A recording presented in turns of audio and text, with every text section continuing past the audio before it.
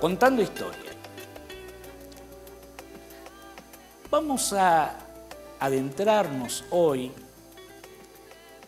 en la historia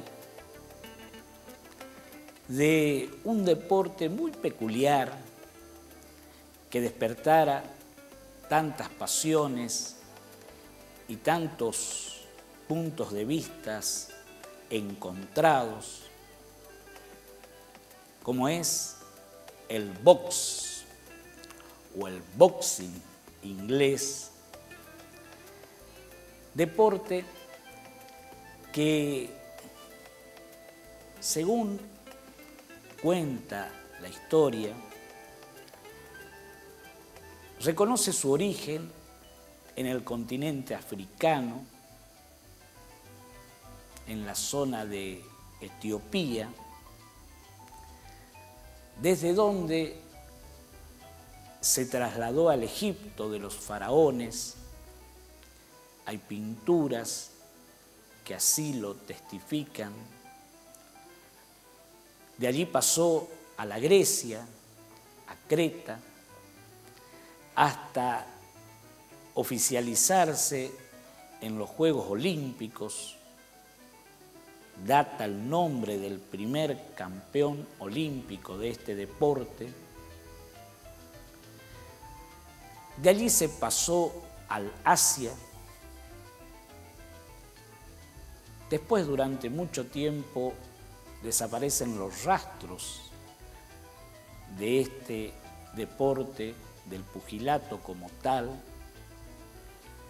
pero renace con bríos y fuerzas en Gran Bretaña, más precisamente en Inglaterra, pasa al continente europeo, donde está la versión francesa del box, y con la migración inglesa, escocesa, galesa, se traslada a Norteamérica, desde donde se difunde por todo el continente americano. Antiguamente y durante mucho tiempo, el box se practicó a puños libres o puños cerrados, sin el uso de guantes o de correas que protegieran las manos y dieran otro cariz a los golpes. Pero hay también vestigios por las pinturas existentes en jarrones, en paredes, de que ya tanto egipcios como griegos utilizaban formas de guantes o protección de las manos. El boxeo o boxing es una lucha entre dos púgiles contrincantes que tiene como principal elemento a los brazos, a las manos, y que importa la pelea entre ambos contendientes con golpes de puño, de brazos, de cuerpo, de la cintura hacia arriba. Esta pelea, que se da en una especie de cuadrilátero, antiguamente también se lo hacía en una especie de redondel o de pista redonda, cercada por el público, generalmente apostador. Del siglo XVIII-XIX datan las primeras reglamentaciones al boxing, tal cual su nombre inglés, y es en Inglaterra donde se lo reglamenta. prohibiendo el golpe de cabezas voluntario, prohibiendo el golpe de la cintura hacia abajo, los golpes en la nuca, castigar al adversario cuando está caído, la cuenta de 10 al adversario caído, el knockout técnico y demás reglas que se imponen y que actualmente rigen este deporte. Llamativamente aparecen nombres, indagando, leyendo, en este apasionante mundo del boxeo, nombres como el de Jorge Newbery. Jorge Newbery, nombre que detenta actualmente uno de los aeropuertos de la ciudad autónoma de Buenos Aires, el aeropuerto Jorge Newbery, y que conocíamos comúnmente como aquel audaz piloto de aerostático que alcanzó el récord de los 5.100 metros de altura en el globo Buenos Aires y que después en el globo El Pampero desapareció intentando el cruce de la cordillera de los Andes. Pero si escuchamos con detenimiento la letra del tango Corrientes y Esmeralda, allí ni bien comienza la letra de este tango, alude al compadrito que en la esquina de Corrientes y Esmeralda, de un cross, lo tiró a otro, perteneciente a las patotas bravas que por el año 1902 poblaban las calles porteñas. Y fue Jorge Newbery quien introdujo el box de tipo inglés y norteamericano en nuestras pampas. Y fue él el primer campeón argentino de box, Jorge Newbery. Y leyendo un poquito esta literatura alusiva a este difícil deporte de los puños, encontramos una lectura escrita por Jack London, escritor norteamericano, que viviera entre 1876 y 1916, desaparecido con apenas 40 años, en un no se sabe aún si suicidio voluntario o un dejarse morir. Uno de los escritores de fines del siglo XIX e inicios del XX más prolíficos, y el que diera mayor tirada con la venta de cuentos a los primeros facsímiles de bolsillo que pululaban entre esa Norteamérica que pasaba del Far West al rápido camino de la industrialización. Jack London escribió un cuento titulado Por un bistec, que cuenta el difícil trance de un boxeador que a los 40 años debe enfrentar su último match en Nueva Zelanda contra un boxeador joven que finalmente impuso el vigor de su edad y lo obligó a volver a su vida rutinaria. Por un bistec cuenta de un modo magistral el alto y bajo de la vida del boxeador. Recordaba leyendo sus páginas a cuántos personajes que cruzamos por la calle con la nariz chata, los pómulos hinchados, el pecho de paloma y los músculos fornidos de los brazos, que pasada la edad del box y el clamor del público, vuelven a tareas de changarines, vendedores de escobas, obreros de la pala y del pico, recordando sus glorias pasadas. En Paso de los Libres existía en el Club Atlético Guaraní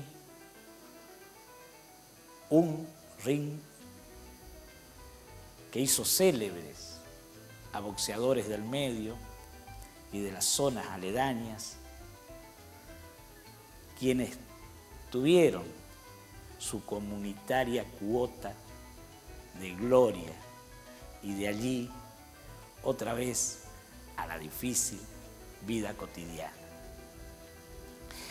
Y de ese rostro del boxeador que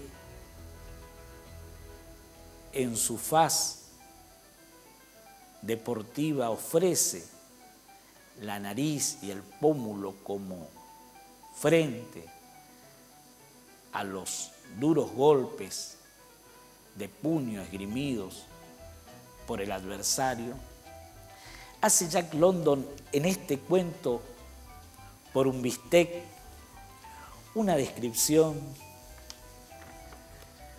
realmente única, que queremos compartir por aquello de que otros se jacten de lo que han escrito. Yo me enorgullezco de lo que he leído, decía el maestro Borges. Qué lindo releer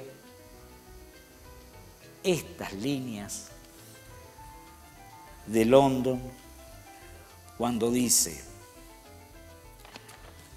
bastaba verle la cara a Tom King para comprender cuál era su profesión. Aquel rostro era del típico boxeador, del hombre que ha pasado muchos años en el cuadrilátero y que a causa de ello ha desarrollado y subrayado en sus facciones los rasgos característicos del animal de lucha. Era una fisonomía que intimidaba, y para que ninguno de aquellos rasgos pasara inadvertido, iba perfectamente rasurado. Sus labios informes de expresión extremadamente dura daban la impresión de una cuchillada que atravesara su rostro. Su mandíbula inferior era maciza, agresiva, brutal. Sus ojos, de perezosos movimientos y dotados de gruesos párpados, apenas tenían expresión bajo sus tupidas y aplastadas cejas. Estos ojos, lo más bestial de su semblante, realzaban el aspecto de brutalidad del conjunto. Parecían los ojos soñolientos de un león o de cualquier otro animal de presa. La frente hundida y angosta, lindada con un cabello que, cortado al cero, mostraba todas las protuberancias de aquella cabeza monstruosa. Una nariz rota por dos partes y aplastada a fuerza de golpes, y una oreja deforme que había crecido hasta adquirir el doble de su tamaño y que hacía pensar en un coliflor completaban el cuadro. Y en cuanto a su barba, aunque recién afeitada, apuntaba bajo la piel, dando a su tez un tono azulado negruzco. Si bien aquella fisonomía era la de uno de esos hombres con los que nos deseamos encontrarnos a solas en un callejón oscuro o en un lugar apartado, Tom King no era un criminal, ni había cometido nunca una mala acción. Dejando aparte las reyertas en que se había mezclado y que eran cosa corriente en los medios que frecuentaba, no había hecho daño a nadie. No se le consideraba un pendenciero, era un profesional de la contienda y reservaba toda su combatividad para sus apariciones en el ring. Fuera del tablado, era un hombre bonachón, de movimientos tardos, y en su juventud, cuando ganaba el dinero a espuertas, había sido no ya generoso, sino despilfarrador. Para él, el boxeo era un negocio. Y este cuento de Jack London nos llevó a visitar otras páginas, dentro de las cuales encontramos a un arquetipo del boxeador, como lo fue el mono Gatica. El mono Gatica quizás representa, como nadie en el boxeo argentino, al mundo del boxeo. Nacido un 25 de mayo de 1925 en Villa Mercedes, provincia de San Luis, a los 7 años, con su madre y un hermano mayor, se trasladan a la gran urbe del Buenos Aires.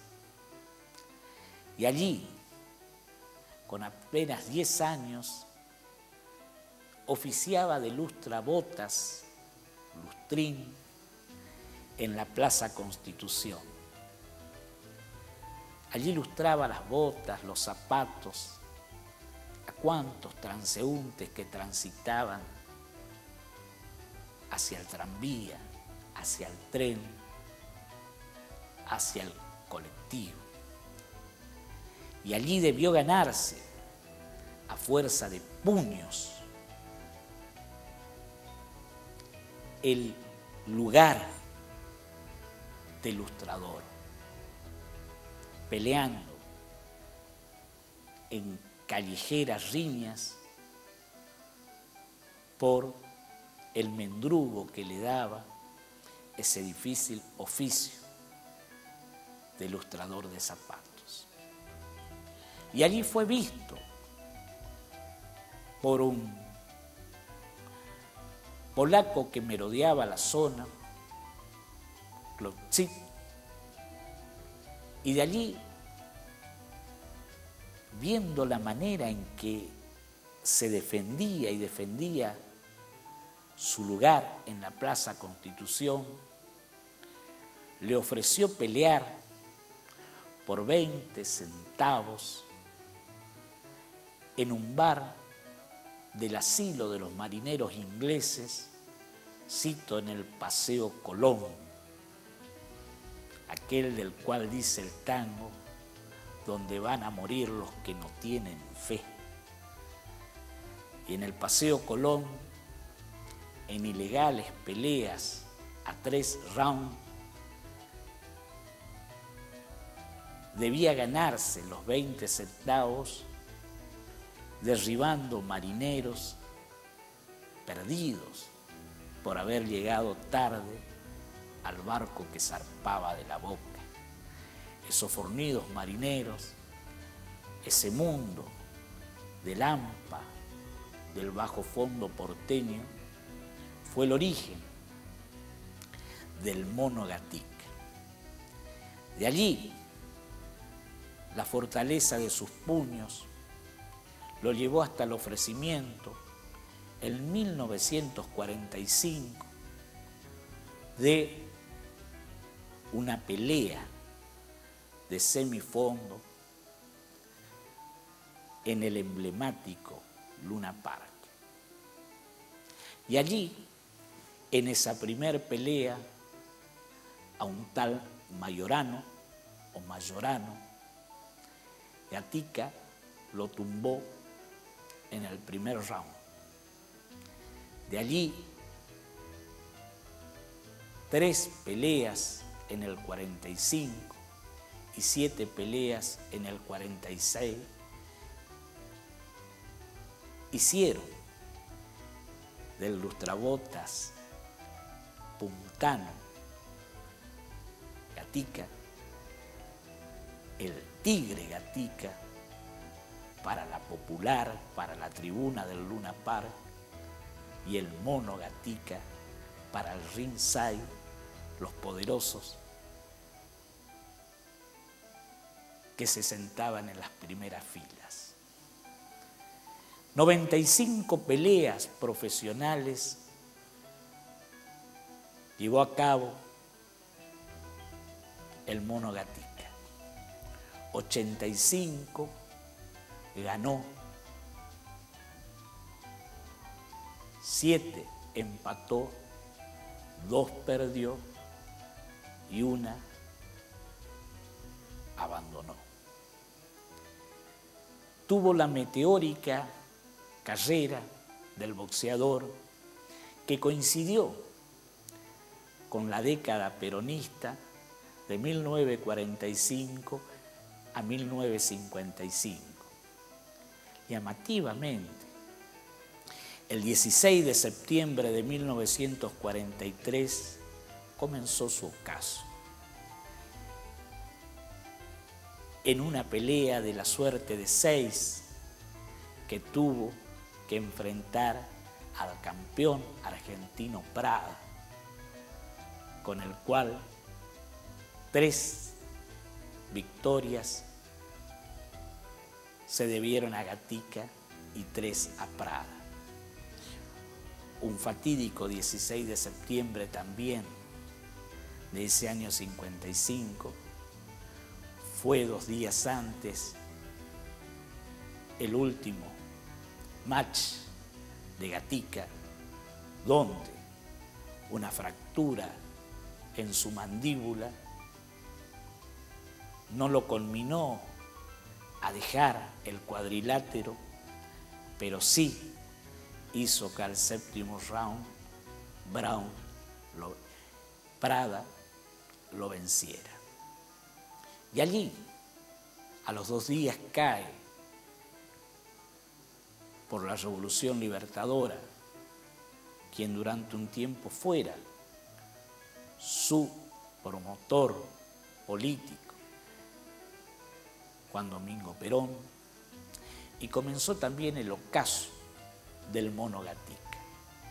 La Confederación Argentina de Box prohibió su ascensión a los rings, prohibió sus peleas.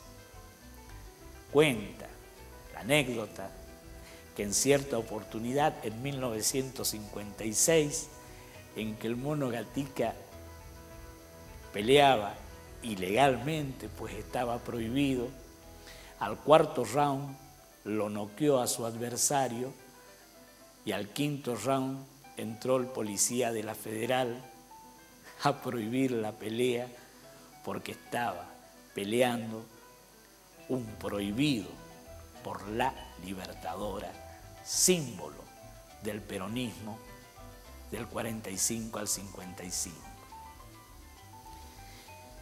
Y fue Osvaldo Soriano, el gordo Soriano, quien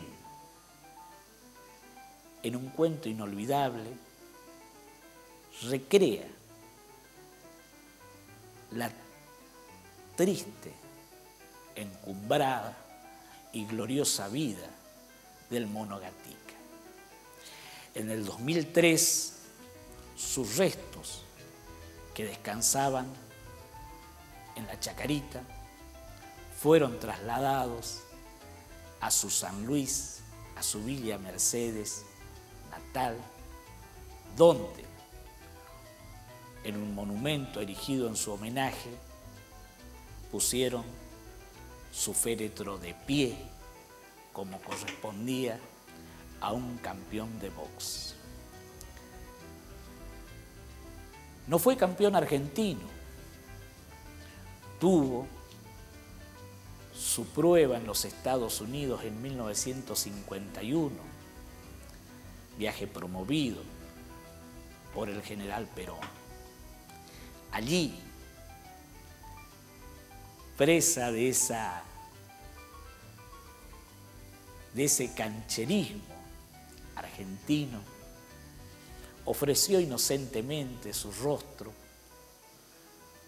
al puño del campeón norteamericano, quien en el cuarto round, con 3 golpes, lo noqueó. Pero, como nadie ocupó el corazón del público argentino durante los años que le cupo en gloria. Le siguieron después Ringo Bonavena, Carlos Monzón, antes Pascualito Pérez, después Nicolino Loche, pero ninguno como el tigre, el Mono Gatica, se metió en el corazón de los argentinos durante esa década inolvidable. Vamos a seguir con su historia, la historia del Mono Gatica, en Contando Historia.